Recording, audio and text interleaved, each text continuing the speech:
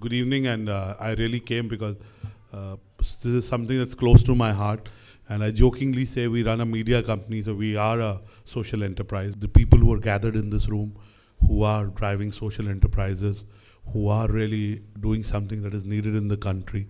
I was introduced to this about 2 years back.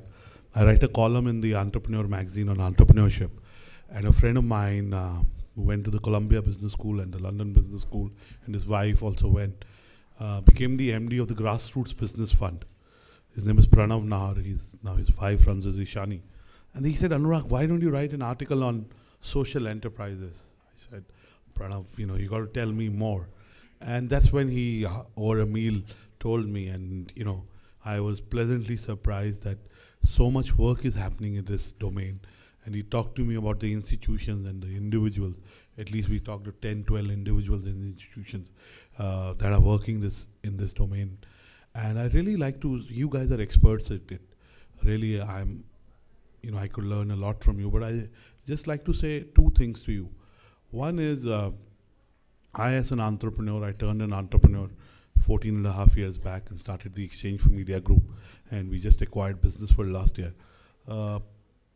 Really, we want to create wealth, but I term that wealth as selfish wealth. I call it sampati.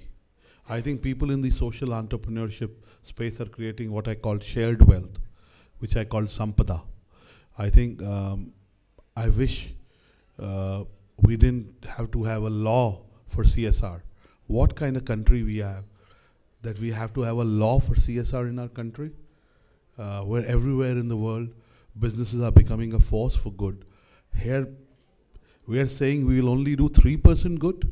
That means the rest 97% we don't do good.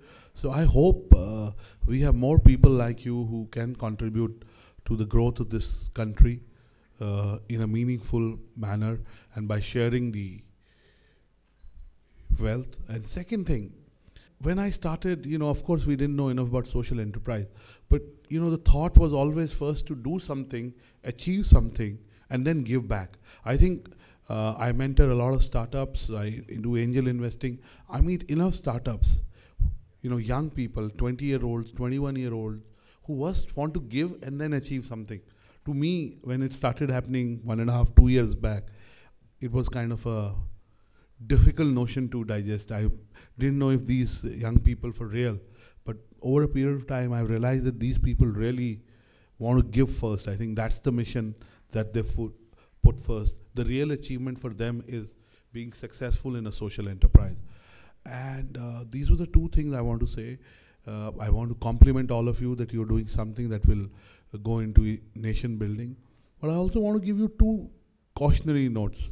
Like all of you, I read the international magazines articles on Indian NGOs. I was very, very worried to read that article. I always look down on NGOs because I know too many people who in the garb of NGOs run commercial organizations. And really, I think even social enterprise need to be self-sustainable. Only if you are self-sustainable can you give something to someone. And the second thing is, I think I have a friend, he's not here. In fact, I called Amit on Sunday and I recommended two people once I saw the agenda. I wish he was here. His name is Ajay Chaturvedi. And Ajay runs an organization called Harva. How many of you heard of Harva? Right? Ajay, when I have to introduce Ajay to people, Ajay Chaturvedi is his name. I say, have you watched this movie called Swadesh? Have you watched the movie Swadesh? So I say, what Shah Rukh Khan was doing in the movie, he's doing in his real life.